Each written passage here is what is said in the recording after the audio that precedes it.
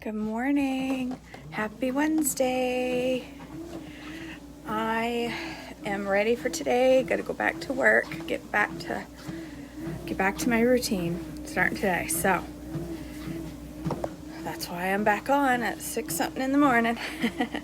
All right. I am going to jump right in. We're on day 19. It says the account of Job is traditionally thought to have taken place around the time of Abraham, Isaac, and Jacob, which really surprised me. However, it could have occurred as late as the exile during the 6th century. We don't know, but they believe it was right around the time of Abraham, Isaac, and Jacob. So we're going to read about Job now. So prologue is Job 1 through 5. There once was a man named Job who lived in the land of Uz. He was blameless. Imagine that. A man of complete integrity. He feared God and stayed away from evil. He had 7 sons and 3 daughters. He owned 7,000 sheep, 3,000 camels, 500 team of oxen, and 500 female donkeys. He also had many servants. He was, in fact, the richest person in the entire area. Job's sons would take turns preparing feasts in their home, and they would also invite their 3 sisters to celebrate with them. When these celebrations ended, sometimes after several days, Job would purify his children. He would get up early in the morning and offer a burnt offering for each of them. For Job said to himself, "Perhaps my children have sinned and have cursed God in their hearts." This was Job's regular practice. Job's first test, Job 1:6 through 22. One day the members of the heavenly court came to present themselves before the Lord. The accuser, Satan, came with them. "Where have you come from?" the Lord asked Satan. Satan answered the Lord, "I have been patrolling the earth, watching everything that is going on." Then the Lord asked Satan, "Have you noticed my servant Job? He is the finest man in all of the earth. He is blameless." Good Lord. Choking on my own breath. Ooh. Let's try that again. He is blameless, a man of complete integrity. He fears God and stays away from evil. Satan replied to the Lord, "Yes, but Job has good reason to fear God. You have always put a wall of protection around him and his home and his property. You have made him prosper in everything he does. Look how rich he is. But reach out and take everything he has away, and he will surely curse you to your face." "All right, then, you may test him," the Lord said to Satan. "Do whatever you want with everything he possesses, but don't harm him physically." So Satan left the Lord's presence. One day when Job's sons and daughters were feasting at the oldest brother's house, a messenger arrived at Job's home with the news. I gotta get my balance on here.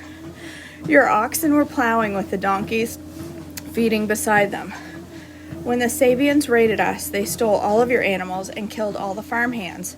I am the only one who escaped to tell you." While he was still speaking, another messenger arrived with this news.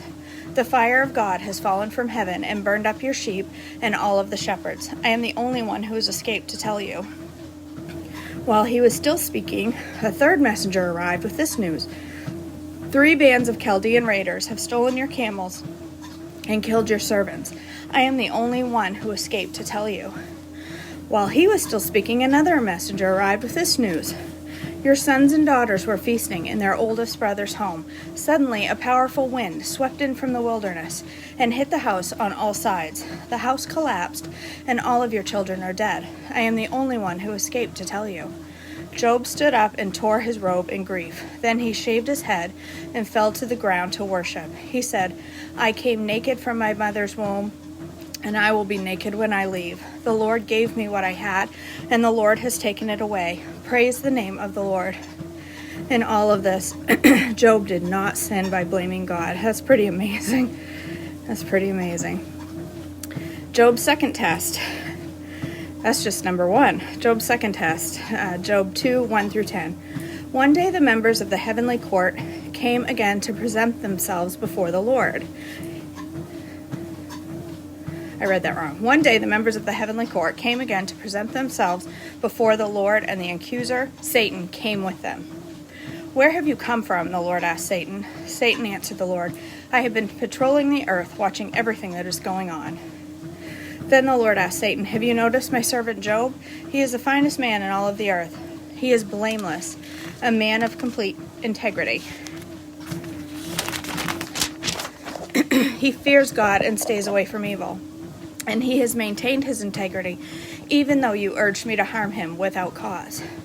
Satan replied to the Lord, "Skin for skin. A man will give up everything he has to save his life, but reach out and take away his health, and he will surely curse you to your face." "All right, do with him as you please," the Lord said to Satan, "but spare his life." So Satan left the Lord's presence, and he struck Job with terrible boils from head to foot. Job scraped his sin with a piece of broken pottery as he sat among the ashes. His wife said to him, "Are you still trying to maintain your integrity? Curse God and die." But Job replied, "You talk like a foolish woman. Should we accept only good things from the hand of God and never anything bad?" So in all of this, Job said nothing wrong. I love that. That's just amazing. Job's 3 friends share his anguish. Job 2:11 through 13. When 3 of Job's friends heard of the tragedies he had suffered, they got together and traveled from their homes to comfort and console him. Their names were Eliphaz the Temanite, Bildad the Shuhite, and Zophar the Naamathite. When they saw Job from a distance, they scarcely recognized him. Wailing loudly, they tore their robes and threw dust in the air over their heads to show their grief. Then they sat on the ground with him for 7 days and 7 nights. No one said a word to Job, for they saw his suffering was too great for words. Job's first speech, Job 3:1 through 26. At last Job spoke, and he cursed the day of his birth. He said, "Let the day of my birth be erased, and the night I was conceived. Let that day be turned into darkness. Let it be lost even to God on high, and let no light shine on it. Let the darkness and utter gloom claim that day for its own. Let a black cloud overshadow it, and let the darkness terrify it. Let that night be blotted off the calendar, never again to be counted among the days of the year, never again to appear among the months. Let that night be childless. Let it have no joy. Let those who are experts at cursing, whose cursing could rouse Leviathan, curse that day. Let its morning stars remain dark. Let it hope for light, but in vain. May it never see the morning light. Curse that day for failing to shut my mother's womb, for letting me be born to see all this trouble. Why wasn't I born dead? Why didn't I die as I came from the womb? Why was I laid in my mother's lap? Why did she nurse me at her breasts? Had I died at birth, I would now be at peace. I would be asleep and at rest. I would rest with the world's kings and prime ministers, whose great buildings now lie in ruin. I would rest with the princes, rich in gold, whose palaces were filled with silver. Why wasn't I buried like a stillborn child, like a baby who never lives to see the light? For in death, wicked causes no trouble, and weary are at rest. Even captives are at ease in death, and no guards to curse them. Rich and poor are both there, and the slave is free from his master. Oh, why give light to those in misery, and life to those who are bitter? They long for death, and it won't come. They search for death more eagerly than hidden treasure. They're filled with joy, and when they finally die, and rejoice when they find the grave. Why is life given to those with no future? For God has surrounded them with difficulties. I cannot eat for sighing. My groans pour out like water. What I always feared has happened to me. What I dreaded has come true. I have no peace, no quietness. I have no rest, and only troubles have come. Eliphaz's first response to Job. Job 4:1 through 21. Then Eliphaz the Temanite replied to Job, "Will you be patient and let me say a word? For who could keep from speaking out? In the past you have encouraged many people. You have strengthened those who are weak. Your words have supported those who are falling. You encourage those with shaky knees. But now, when trouble strikes, you lose heart. You are terrified when it touches you. Doesn't your reverence for God give you confidence? Doesn't your life of integrity give you hope? Stop and think. Do the innocent die when the upright have been destroyed? My experience shows that those who plant trouble and cultivate evil will harvest the same. A breath from God destroys them. They vanish in a blast of his anger. The lion roars and the wildcat snarls, but the teeth of strong lions will be broken. The fierce lion will starve for lack of prey, and the cubs of the lioness will be scattered. This truth was given to me in secret, as though whispered in my ear. It came to me in a disturbing vision at night, when people are in a deep sleep. Fear gripped me, and my bones trembled. A spirit swept past my face, and my hair stood on end. The spirit stopped, but I couldn't see its shape. The form was before my eyes. In the silence, I heard a voice say, "Can a mortal be innocent before God? Can anyone be pure before the Creator? If God does not trust his own angels and has charged his messengers with foolishness, how much less will he trust people made of clay? They are made of dust, crushed as easily as a moth. They are alive in the morning, but dead by the evening, gone forever without a trace. Their tent cords are pulled and tents collapse, and they die in ignorance." That's it. That's the whole day 19. It's a good one. I love the story of Job. I think it teaches us all something. So, day 20 tomorrow, Eliphaz's response continues. That was a short one. It's only 11 minutes, which is good because I have things to do.